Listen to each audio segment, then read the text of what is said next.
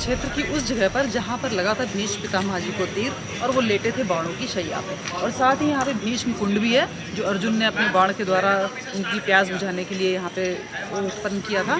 तो हम वो बाण गंगा भी देखेंगे, भीष्म कुंड भी जिसे कहते हैं, और हम देखेंगे वो स्थान जहाँ पे भीष्म पितामह जी को लगे थे बहुत सारे। दोस्तों, कुरुक्षेत्र के थानेसर क्षेत्र में नरकटारी स्थान पर स्थित है भीष्म कुंड, जिसे भीष्म पितामह कुंड के नाम से भी जानते हैं।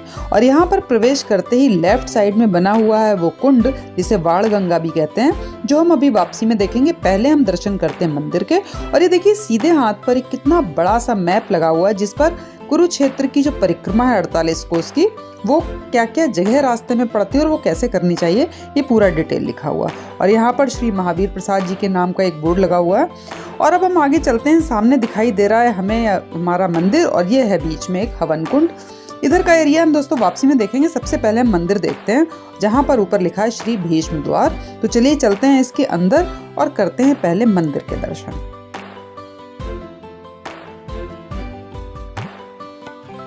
और दोस्तों, मुख्य मंदिर में प्रवेश करते ही सीधे हाथ पे दिखाई दे रही है हमें माता रानी। तो हम माता रानी से शुरुआत करते हैं सारे मंदिर को देखने की।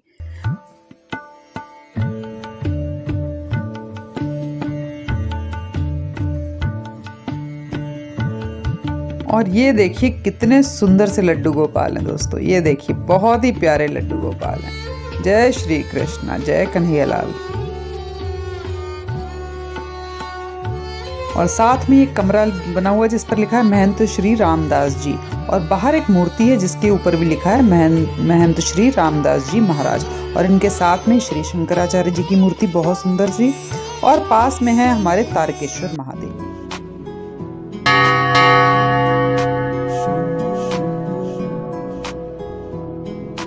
हरे हरे शंभु शंभु शंभु महादेवा शंभु शंभु शंभु महादेव हरे शंभु शंभु शंभु महादेवा शंभु। और अब हम चलते हैं उस मुख्य जगह पर जहाँ पर हैं भीष्म पितामह जी। हरे शंभु इसके नीचे इसकी मट्टी की बनी हुई थी जो पुरानी थी, बहुत पुरानी प्राचीन।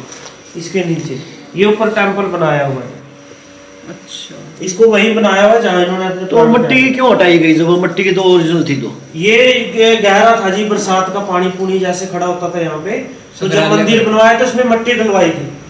तो जब इन्होंने महाराज जी थे जो अवध दास जी, रामदास बाबा जी, उन्होंने करवाया था ये। प्रसाद देने के साथ साथ पंडित जी ने इस मंदिर के बारे में काफी कुछ जानकारियां दी हैं। तो आइए कुछ जानकारियां उनके मुंह से, उनके शब्दों में जानते हैं। अभी हम जहाँ पे खड़े हैं इसका नाम है जी बाण गंगा। इस मंदिर का नाम है बाण गंगा। और इसको नरकतारी के नाम से भी जाना जाता है क्योंकि गांव का नाम है नरकतारी। तो ये जो स्थान है यहाँ पे भीष्म पितामह जी ने अपने प्राण त्यागे थे यहीं पे। और यहीं पे इनको पानी पिलाया था अर्जुन ने बाण मार के। ये 1 महीना 26 दिन तक बाणों की शैया पे लेटे रहे, यानी कि 56 डे बाणों की शैया पे लेटे रहे भीष्म पितामह जी। इनको मिला हुआ था इच्छा मृत्यु का वरदान। जो आपने देखा है बाहर कुंड बना हुआ है पानी वाला, वहां पे अर्जुन ने बाण मारा था और गंगा की जो जलधारा थी यहाँ पर कट हुई थी इनके मुख में। इनका पूरा परिवार है जो युद्ध में इनके साथ था, इनकी पूरी फैमिली। द्रौपदी, अर्जुन, भीम, युधिष्ठिर, गंगा माता, नकुल, सहदेव, श्री कृष्ण भगवान और अर्जुन। आप अंदर से आ जाइए। तो ये इनकी पूरी फैमिली है। तो जो साइड में बैठी है गंगा माता जी, ये गंगा जी के पुत्र थे भीष्म पितामह जी। इनका चला जी 18 दिन युद्ध। तो ये 56 दिन बाणों पे लेटे रहे उत्तरायण की प्रतीक्षा में। दक्षिणायन लगा हुआ था, दक्षिणायन में मृत्यु अच्छा नहीं होता। तो हाँ, उत्तरायण के दिनों में इन्होंने अपने प्राण त्याग दिया। जब इनको प्यास लगी हुई थी तो इन्होंने किसी के हाथों से जल ग्रहण नहीं किया। इन्होंने बोला कि अर्जुन ने मेरी बाणों की शैया बनाई है तो अर्जुन ही मेरे को पानी पिलाएगा। अर्जुन ने अपना शक्तिशाली बाण निकाला और धरती में मारा और गंगा प्रकट हुई। जलधारा इनके मुख में गिरी। इनको अपनी माता जी के भी दर्शन करने थे लास्ट टाइम में, तो दोनों काम हो गए। इनको जल भी ग्रहण हो गया, अपनी गंगा के रूप में माँ के दर्शन भी हो गए।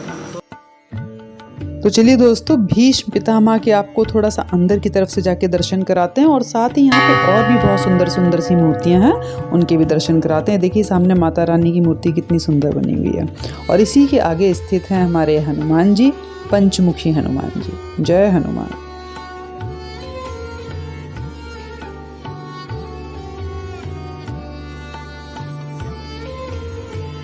और ये रहे हमारे भीष्म पितामह, चारों तरफ बैठे हैं पांडव और सिरहाने पर बैठी हैं गंगा माता।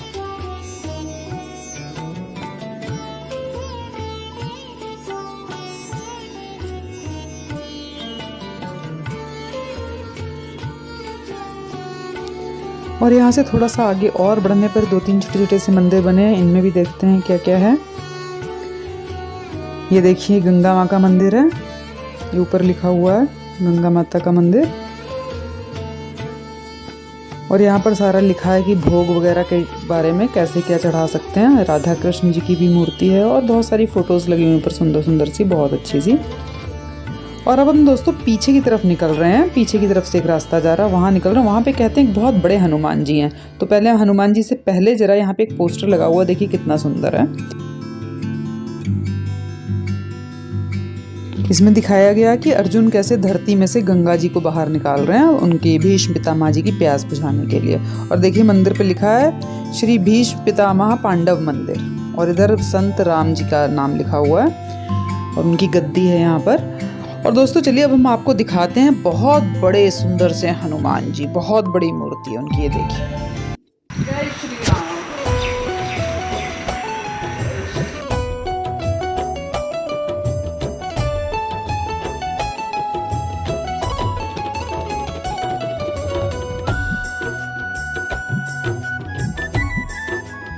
और देखिए पूंछ में कपड़ा लपेटा हुआ हनुमान जी के, तो उनका ये विराट रूप यहाँ पे दिखाया गया जब उन्होंने पूरी लंका का दहन किया था। सिया राम माया सब जग जानी, करहु प्रणाम जोरी जुग पानी।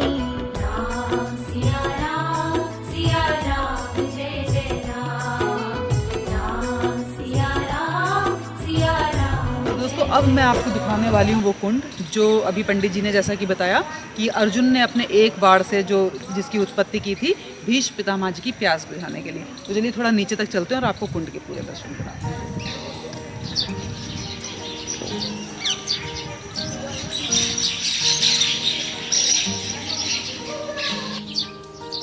दोस्तों जैसा कि आप जानते ही होंगे कि महाभारत के अनुसार भीष्म पितामह जी पांडवों और कौरवों के लिए बहुत पूजनीय थे, लेकिन उन्होंने महाभारत युद्ध में कौरवों का समर्थन किया था। तो शास्त्रों के अनुसार कहते हैं कि उन्हें वरदान मिला था कि जब तक वह चाहे जी सकते हैं और जब चाहे वो मर सकते हैं। वे एक अजेय योद्धा थे। तो पांडवों के साथ उनका विशेष लगाव था, लेकिन पांडवों के खिलाफ थे। तो पांडवों के पास भीष्म पितामह से निपटने का कोई रास्ता नहीं था, इसलिए उन्होंने भगवान कृष्ण से सलाह मांगी। भगवान कृष्ण भीष्म पितामह की मृत्यु का रहस्य जानते थे, इसलिए भगवान श्री कृष्ण ने पांडवों को युद्ध में शिखंडी को लेने की सलाह दी। और देखिए दोस्तों सामने ये मूर्ति बनी हुई है जहाँ पर लिखा है भीष्म की प्यास बुझाते अर्जुन। कितनी सुंदर सी मूर्ति बनाई हुई है। तो दोस्तों भगवान श्री कृष्ण ने पांडवों को युद्ध में शिखंडी को लेने की सलाह दी, जो कि ना एक पुरुष थे ना ही एक महिला। भीष्म पितामह एक महान योद्धा थे और सिर्फ योद्धाओं से ही लड़ते थे, वे शिखंडी पर हमला नहीं कर सकते थे। इस प्रकार एक योजनाबद्ध तरीके से अर्जुन शिखंडी के पीछे खड़े हो गए और उसने तीर चलाना शुरू कर दिया। इससे भीष्म पितामह घायल हो गए और सभी हथियारों को छोड़ दिया और युद्ध के 10वें दिन गिर गए। और दोस्तों देखिए यहाँ पर एक संत की समाधि बनी हुई है। किसकी है ये तो यहाँ पे कुछ नहीं लिखा है, लेकिन जिस तरीके से बनी है तो लग रहा है कि किसी संत की समाधि है। और दोस्तों बाद में भीष्म पितामह की बाणों की शैया पर लिटाया गया और कौरवों और पांडवों से घिरे हुए थे। तो बाणों की शैया पर लेटे हुए उन्हें लगी थी प्यास और उन्होंने पानी पीने की मांग की। तब अर्जुन ने बाण को भूमि पर मारा और वहां से जल की धारा निकली, जिसे हम भीष्म कुंड कहते हैं। और दोस्तों ये जो मंदिर है जिससे अभी हम अंदर प्रवेश करा था भीष्म द्वार से, इसके साइड में कुछ रहने की जगह बनी हुई है। तो जरा पता करते हैं कि ये क्या है। और इसके बाहर देखिए हनुमान जी की मूर्ति भी बनी हुई है।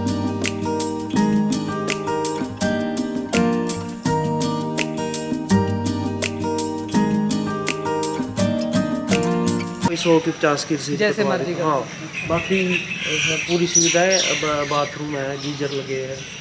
तो कोई जैसे देख इमरजेंसी किसकी आपके पास ही है? जो महाराज जी है। महाराज जी के पास। हाँ जी।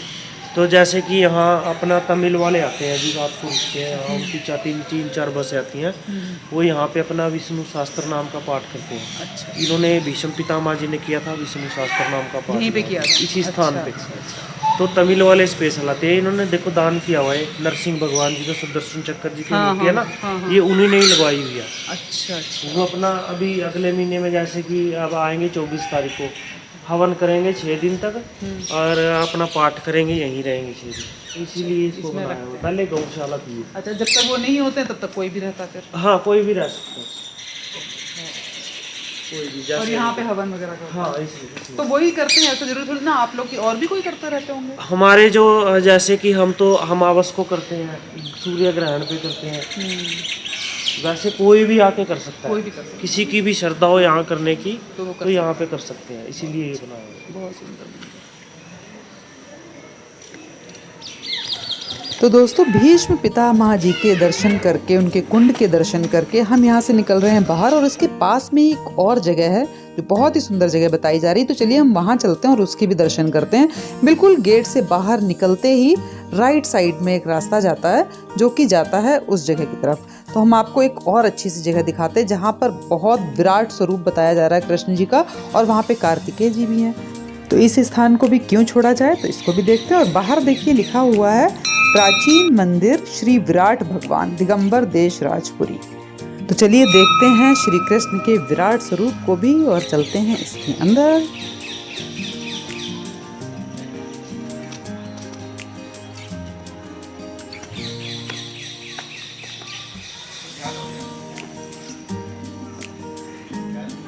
और यहाँ पर सबसे पहले दिखाई दिए हैं हमें श्री गणेश भगवान जी। जय श्री गणेशाय नमः। और गणेश जी से सामने जो एक बरामदा सा बना है जिसपे ऊपर लिखा है विश्व विराट रूप, इसके अंदर हम चलते हैं और यहाँ पर दर्शन करते हैं श्री कृष्ण जी के।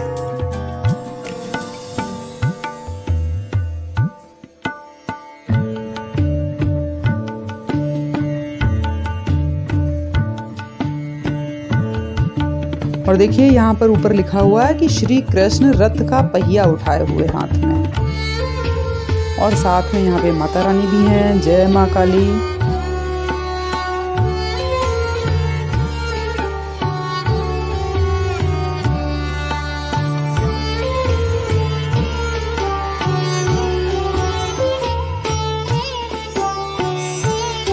और ये देखिए दोस्तों कितने सुंदर से कृष्ण जी और राधा जी हैं, फूलों में सजाया हुआ है उनकी मूर्ति को, बहुत ही सुंदर लग रहे हैं। और दोस्तों अब इस मंदिर से बाहर निकलते ही थोड़ा सा बाहर निकलते हैं तो यहाँ में राइट साइड में एक और मंदिर दिखाई दे रहा है जिस पर लिखा हुआ है श्री बारबरिक खाटू श्याम मंदिर। और इस मंदिर में आप देखेंगे अर्जुन, श्री कृष्ण, द्रौपदी और बारबरिक का जो खाटू श्याम जी का सर और धड़ दोनों अलग अलग यहाँ पे दिखाया गया, और साथ में भी दिखाई गई है उनकी मूर्ति। बहुत सुंदर मंदिर बनाया हुआ है। जय श्री कृष्णा।